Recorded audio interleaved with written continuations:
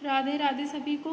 हमारे घर आगमन हुआ था श्री जी का। हमने की उनकी प्राण प्रतिष्ठा, मम्मी ने की उनकी आरती, हमने उनके चरणों के छाप लिए। वहाँ पे हमने लड्डू के भी चरणों के छाप ले लिए थे, क्योंकि जब वो आए थे तो हम नहीं कर पाए थे। फिर हमने एक बर्तन में स्वास्तिक बनाया।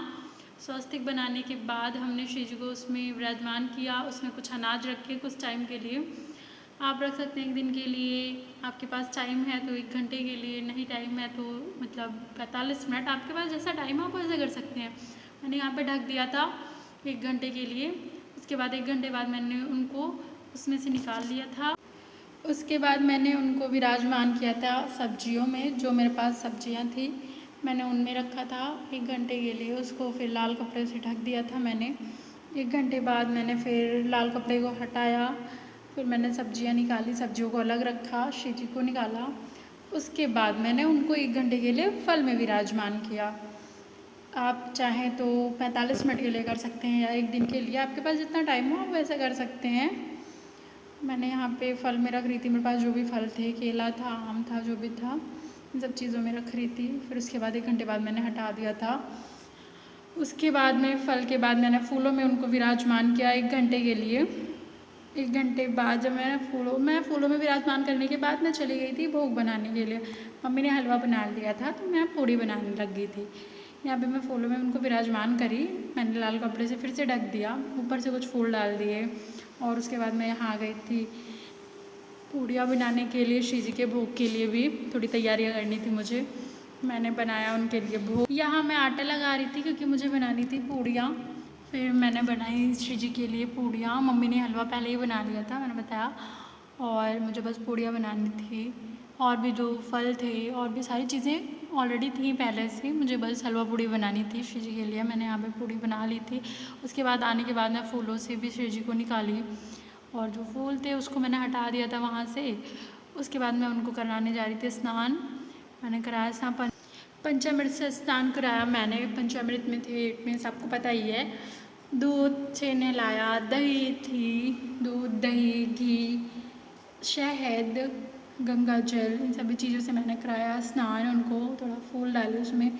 श्री जी हमारी इतने में इतनी प्यारी लग रही थी, इतनी मनमोहक लग रही थी, क्या ही बताएं। लाल जी तो मेरे वेट कर रहे थे, कब हमारी श्री जी तैयार होंगी, कब हमारे पास आएंगी, कब बैठेंगी, इतना वेट कर रहे थे बेचारे इतने दिन से।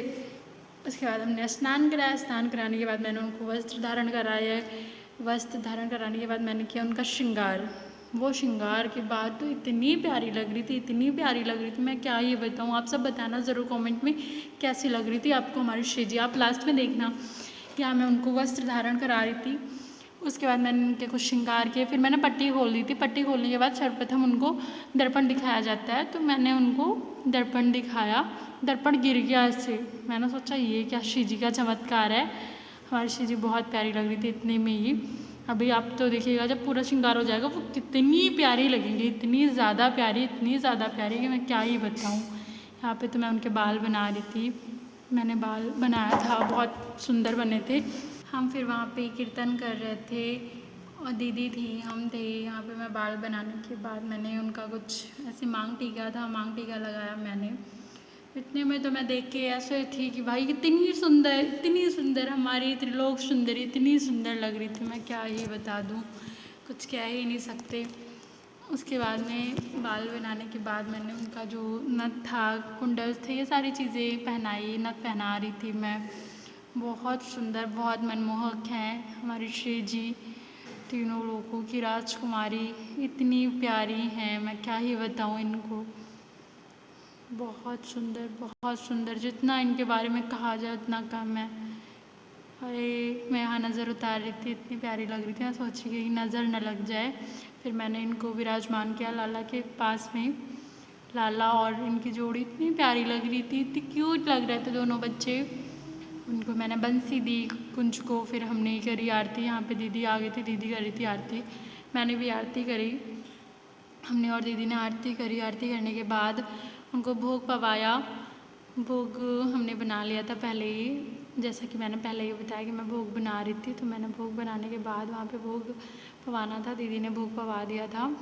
लालजू को, मेरे कुंज, कृषु, लाडली जी, सबको भोग पवाया। फिर मैं चुन्नी उड़ाना भूल गई थी, बाद में मैंने चुन्नी डाली। फिर मैं उनसे प्रार्थना कर रही थी कि भूल चूक माफ़ करिए, कोई गलती हुई हो तो क्षमा करिएगा। बाद में देखिए अब कितने प्यारे लग रहे हैं, आप लोग बताइएगा ज़रूर। मिलते हैं फिर नए ब्लॉग में। राधे राधे सभी को।